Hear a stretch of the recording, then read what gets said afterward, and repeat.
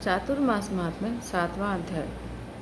गालव जी कहते हैं, गंडकी नदी में भगवान विष्णु शालिग्राम रूप से प्रकट होते हैं और नर्मदा नदी में भगवान शिव नर्मदेश्वर रूप से उत्पन्न होते हैं। ये दोनों स्वयं प्रकट हैं, कृत्रिम नहीं। शालिग्राम शिला में व्याप्त भगवान विष्णु 24 वेदों से उपलब्ध होते हैं, किंतु भगवान सदाशिव सदा एक हाथ से ही नर्मदा से प्रकट होते हैं। जहाँ गंडकी के जल में शालिग्राम शिला उपलब्ध होती है, वहाँ स्नान और जलपान करके मनुष्य ब्रह्म पद को प्राप्त होता है।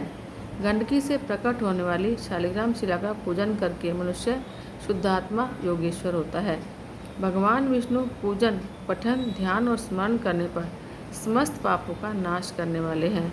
फिर शालिग्राम शिला में उनकी पूजा की जाए तो उसके महत्व के विषय में क्या कहना है, क्योंकि शालिग्राम में साक्षात श्रीहरि विराजमान होते हैं। चतुर्मास्य में शालिग्रामगत भगवान विष्णु को नैवेद्य, फल और जल अर्पण करना विशेष रूप से शुभ होता है। चतुर्मास्य में शालिग्राम शिला सबको पवित्र करती है। जहाँ शालिग्राम स्वरूप भगवान विष्णु की पूजा की जाती है, वहाँ 5 कोस तक के भूभाग को वे भगवान पवित्र कर देते हैं। वहाँ कोई अशुभ नहीं होता।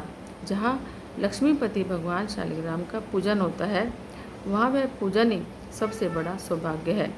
वही महान तप है और वही उत्तम मोक्ष है। जहाँ दक्षिणावर्त शंख, लक्ष्मी नारायण स्वरूप शालिग्राम शिला, तुलसी का वृक्ष, कृष्णसार मृग और द्वारका की शिला यानी गोमती चक्र हो, वहाँ लक्ष्मी, विजय, विष्णु और मुक्ति, इन चारों की उपस्थिति होती है। भगवान लक्ष्मी नारायण शालिग्राम की पूजा करने वाले मनुष्य को भगवान अति पुण्य प्रदान करते हैं, जिससे वह उसी क्षण मुक्त हो जाता है। भगवान विष्णु का ध्यान पापों का नाश करने वाला है। तुलसी की मंजरों से पूजित हुए भगवान शालिग्राम पुनर्जन्म का नाश करने वाले हैं।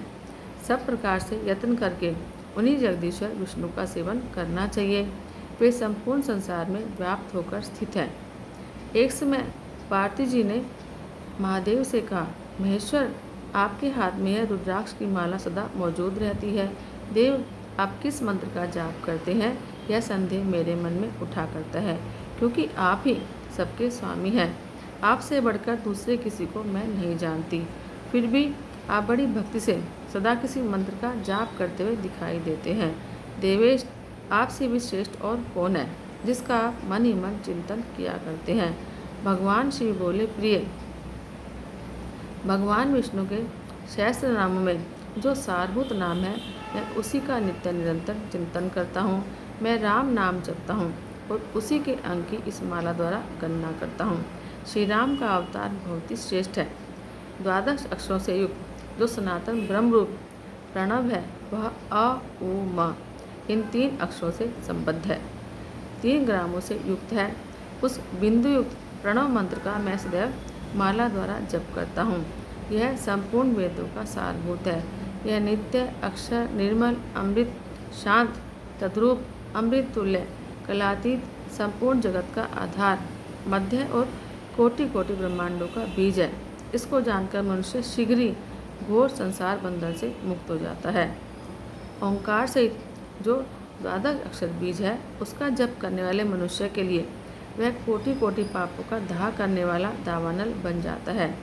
12 अक्षर मंत्र ओम नमो भगवते वासुदेवाय का चिंतन ही सबसे उत्तम ज्ञान है, जो शुभ और अशुभ दोनों का विनाश करने वाला है। 12 अक्षर मंत्र करोड़ों जन्मों में कहीं किसी को उपलब्ध होता है। चतुर्मास्य में इसका स्मरण विशेष रूप से ब्रह्म की प्राप्ति कराने वाला है और मनोवांछित वस्तु देने वाला है। इस अक्षर से प्रकट हुए मंत्र का जो मन, वाणी और क्रिया द्वारा आश्रय लेता है, उसका पुनर्जन्म नहीं होता। जो भगवान विष्णु की भक्ति में तत्पर हो, उनके 12 मास संबंधी पापहारी नामों का शालिग्राम शिला में न्यास करता है, उसे प्रतिदिन द्वादशा यज्ञ का फल प्राप्त होता है। 12 अक्षर मंत्र के महत्व का सहस्त्रों जीवाओं द्वारा भी वर्णन नहीं हो सकता। संसार में इसका जप, ध्यान और स्तवन करने पर यह महामंत्र सभी मासों में पाप नाश करने वाला होता है, किंतु चतुर्मास्य में तो इसका यह महात्म्य विशेष रूप से बढ़ जाता है। इस मंत्र के चिंतन मात्र से मनुष्यों को मन चाहे सिद्धि प्राप्त हो जाती है। इसके जप से सनातन मोक्ष प्राप्त होता है। शांति प्रायण जप और ध्यान से मनुष्य निश्चय ही मोक्ष को प्राप्त होता है। शूद्रों और स्त्रियों के लिए प्रणव रहित जप का विधान है। पूर्वोक्त 18 शूद्र जाति वाले मनुष्यों को जप तप करने की आवश्यकता नहीं है। वे ब्राह्मण भक्ति, दान और विष्णु भगवान के चिंतन में सिद्ध हो जाते हैं। उनके लिए राम नाम मंत्र ही है। यही उन्हें कोटि मंत्रों से अधिक फल देने वाला होता है। राम इस 2 अक्षर के नाम का जप सब पापों का नाश करने वाला है। मनुष्य चलते हुए, खड़े होते हुए, सोते समय भी श्री राम नाम का कीर्तन करने से इहलोक में सुख पाता है और अंत में भगवान विष्णु का पार्षद होता है। राम यह 2 अक्षरों का मंत्र कोटिशत मंत्रों से भी बढ़कर है। यह सभी संकर जातियों के पाप का नाशक बताया गया है। चातुर्मास्य प्राप्त होने पर तो यह राम नाम का जो मंत्र है अनंत फल देने वाला होता है। इस भूतल पर राम नाम से बढ़कर कोई पाठ नहीं है। जो राम नाम की शरण ले चुके हैं उन्हें कभी यमलोक की यातना नहीं भोगनी पड़ती। जो विघ्न कारक दोष हैं सब राम नाम का उच्चारण करने मात्र से नष्ट हो जाते हैं।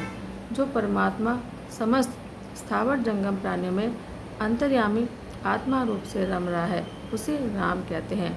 राम यह मंत्र राजभय और व्याधियों का नाश करने वाला है। यह युद्ध में विजय देने वाला और समस्त कार्यों और मनोरथों को सिद्ध करने वाला है।